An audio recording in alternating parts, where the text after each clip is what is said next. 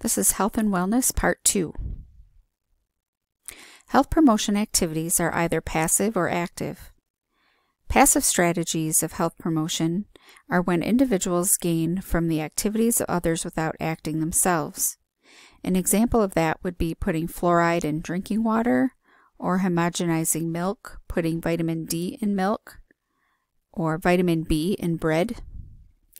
Active strategies of health promotion are when individuals adopt specific health programs. So, for example, somebody begins a weight loss program or smoking cessation program. The public health is impacted by all health promotion activities and helps patients maintain or enhance their present level of health and reduce their risk for developing certain diseases. Health education teaches people how to care for themselves in a healthy way. Examples are physical awareness, stress management, and self-responsibility.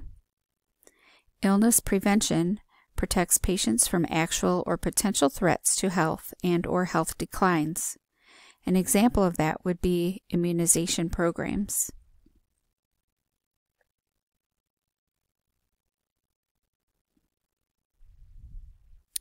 Risk factors. Risk factor can be non-modifiable, meaning it can't be changed. So one example of that would be developmental stage of the patient,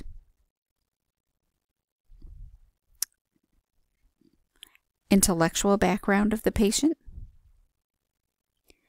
emotional factors such as anxiety or stress, spiritual factors, if it's part of their culture or not. There are some studies that suggest that spiritual feelings can help a patient recover from a health crisis better. We also have genetic and physiological factors, such as being overweight, that affects the physical functioning of the body. And remember that genomics is important because it plays a role in 9 out of 10 leading causes of death, including heart disease, cancer, stroke, diabetes, and Alzheimer's disease. For people who are at increased risk for hereditary breast and ovarian cancer or hereditary colorectal cancer, genetic tests may reduce their risk by guiding evidence-based interventions. Genetic tests for other leading causes of death and disability are becoming available.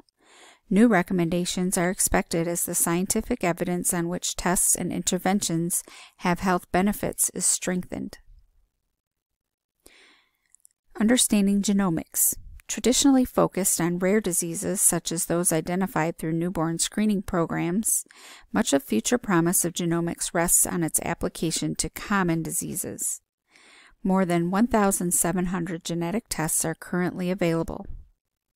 They have the potential to improve health in a variety of ways by informing disease with diagnosis, prognosis, risk prediction, prevention and treatment, including choice of medication, surgical or non-surgical, all those things. We also have modifiable risk factors, which includes the environment. So, for example, how clean the environment is. Is it hot, cold, overcrowded? What is the air quality like, inside and outside? Lifestyle factors. These contain positive or negative effects on health, like smoking or drinking. And you could probably think of lots of lifestyle factors that affect health. Think of somebody who likes to sunbathe, what that does to their skin. The goal of risk factor identification is to look at what lifestyle changes, educational programs, and community resources we could consider for our patients, and to help those patients understand areas in their lives they need to modify or even eliminate to promote wellness and prevent illness. Health risk appraisals are used to estimate health threats based on risk factors, and we link findings from a health risk appraisal with educational programs or other community resources available to patients to provide a way for them to make necessary lifestyle changes and risk reduction. We have risk factor modifications because once we identify those risk factors and help a patient identify his or her own factors, we can implement an education program to help a person change a risky health behavior. Aim your attempts to change a patient's behavior at stopping health-damaging behavior or adopting a healthy behavior. We're trying to affect an outcome.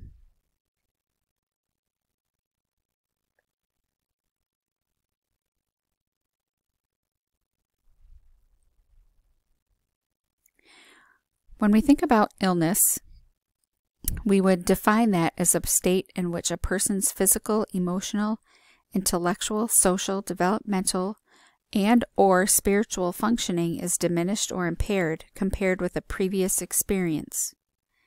It is good to remember that an illness does not always indicate that a disease is present. At times, an experience with an illness will motivate a person to adopt positive behaviors. Acute and chronic illnesses are two general classifications of illness in this chapter. An acute illness is usually short-term and can be severe. The symptoms appear suddenly, are intense, and often subside after a short period. An example of an acute illness would be strep throat. A chronic illness usually lasts longer than 6 months. Patients fluctuate between maximal functioning and serious health relapses that are sometimes life-threatening. An example of a chronic illness would be multiple sclerosis. A major role for you as a nurse is to provide patient education that helps patients manage their illness or disability to reduce the occurrence of symptoms and improve the tolerance of symptoms, which is a form of tertiary prevention. Another role for us as a nurse is to help a patient remain as independent as possible for as long as possible. This education enhances wellness and improves quality of life for patients living with chronic illnesses or disabilities. Using a holistic approach when helping patients who have chronic illnesses helps to better manage their care. People who are ill generally adopt illness behaviors. Cognitive, affective, and behavioral reactions, which will show how people monitor their bodies, define and interpret their own symptoms, take remedial actions, and use the healthcare system. When we talk about affecting illness behaviors, we want to look at personal history, social situations, social norms for that patient, and the opportunities and limits of community institutions and resources for that patient. If people think of themselves as ill, illness behaviors act as coping mechanisms. Illness behavior can often result in patients being released from roles such as work, jobs, as being released from social expectations or responsibilities as well. Variables affect health behavior, and they affect illness behavior as well.